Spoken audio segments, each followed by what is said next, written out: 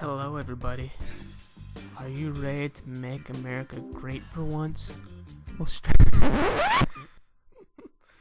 oh, what the fuck am I doing?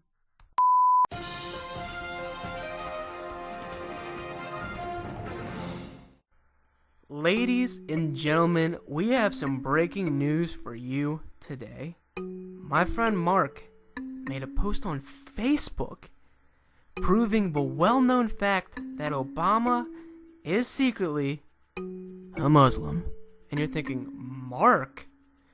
Mark figured it out? Not the FBI, CIA, a birth certificate, but Mark, the same guy who got his girlfriend pregnant in the 9th grade because he thought you couldn't have a kid while having sex standing up. Mark! Yeah, guys, that was Mark.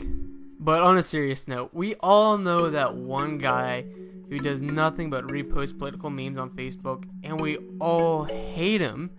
Well, now we're going to show all the harm he's actually causing. We're going to debunk him right now. I wouldn't call myself a social butterfly. Now, don't get me wrong. I don't mind talking politics on Facebook. I've seen some great, well-thought-out, original posts that people have written themselves that express their own opinions. That's fine. What I don't like is the posts that are shared from another page that's just a meme of some famous political figure's face and some bullshit factor in on the side. Because one, you're not actually sharing your opinion. You just see someone that says, hey, I'm right, and then you hit the share button, and that's not helping anyone. Because two, most of these are false, and it has become the cancer of Facebook. There's an online world where I am king of a little website dedicated to me. Alright, before we look at where the memes are coming from, we should also look at the people who are sharing them. Now, God knows why this guy was a friend on my Facebook. And these are two actual posts that I found on his page from the same day. Here, take a look. Post number 1. The real problem isn't police brutality. The real problem is today we have an entire generation of spoiled, entitled brats who believe rules don't apply to them, whose parents refuse to be parents and hold their little kiddos accountable for their behavior. You cannot escape the responsibility of tomorrow by evading it today. Abraham Lincoln. So obviously the guy who posted this is all about honor, responsibility, and respecting the people around you. So let's take a look at a post he made 2 hours later. Post number 2.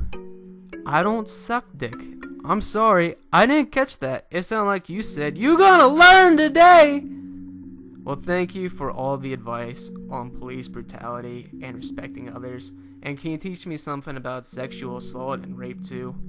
God, what a gentleman. Now, obviously, I didn't prove anything except for that this guy's a jackass. But what I'm trying to say is some of these people who are making these posts don't have enough common sense to be taken serious in a regular conversation, let alone political advice. Now you're probably thinking, Donnie, the dude's just being a dickhead. It doesn't matter that much. And honestly, to a certain extent, you're actually right. But the real issue is when we get down to pages that share quote-unquote facts and statistics. Take a look at this page. It's a conservative page called America's Misled Patriots. And I know what you're thinking. We're doing a lot of bashing on Republicans. We're also going to do a liberal example later because I don't want to cause bias. And honestly, both parties do it just as much, so no one's innocent. So here's the page's description. I am not Willy Wonka, and I will not sugarcoat this shit for you. Liberal morons beware, this page is not for you. Like-minded individuals welcomed. First off, I like the fact that it uses the word liberal like it's a racial slur, but let's go to one of their most recent posts. So here's the post. Deaths caused by FDA approved drugs, 106,000 per year. Hospital errors, 195,000 per year. And here's the big one. Assault rifles, 52 in 2 years. Are we solving the right problems? So obviously this is about gun control and that debate. And I'm not going to go into that because I can make a whole video about that itself. But I will say this. With gun control, I'm in the middle. So I'm up for a real argument and real statistics. but this is a bullshit lie. With pictures of me and a list of my friends and an unofficial record of the groups that I'm in. Now this page didn't include any source, so I guess I'm just gonna have to take for word for it.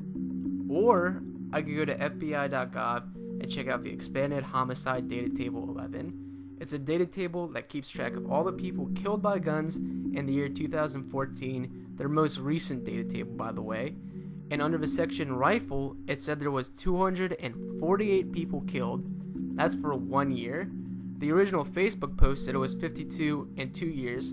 That means they decreased the amount by nearly 8 times. And listen, I'm not trying to throw in my 1 or 2 cents about the gun debate, but you need to make sure you're coming in with the right information. And lying to the people you're arguing with isn't going to solve anything. Before the internet, friendship was so tough. You actually had to be in people's presence and stuff.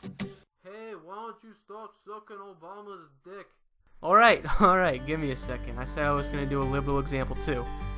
Alright, so this story came from a fake news website that has since been deleted, and I cannot find the original name of, so excuse me for that. But people still copy and paste the story and share it on their Facebook page, so it's not gone. The story is that a 2-year-old baby, Mal Gibson, was shot by a police officer because he had a gun and he thought the baby's pacifier was also a gun. This story is 100% fake. Never happened. And in light of all the tragedy, this is fucking bullshit. Lying about the death of a 2-year-old baby is disgusting. But thankfully, not true. Now, it didn't take me days or hours to find this post. This was the first liberal and the first conservative post I found on my newsfeed, and they were both false. And when 58% of the American population is on Facebook, that's a huge issue because it's a huge way we communicate. And when we lie to each other about serious issues, it's going to have us make horrible decisions in the future. And it's also negatively affecting the way we look at the world. Look, this is a real post I found a day before the Dallas shooting. 9 likes. This was a local post, not on a big page, just a local post that got 9 likes. 9 people that I know saw this and not only thought it was okay, but agreed with it. This is not how you solve a problem. In full disclosure, I'm a part of the Black Lives Matter movement, but this is not a solution.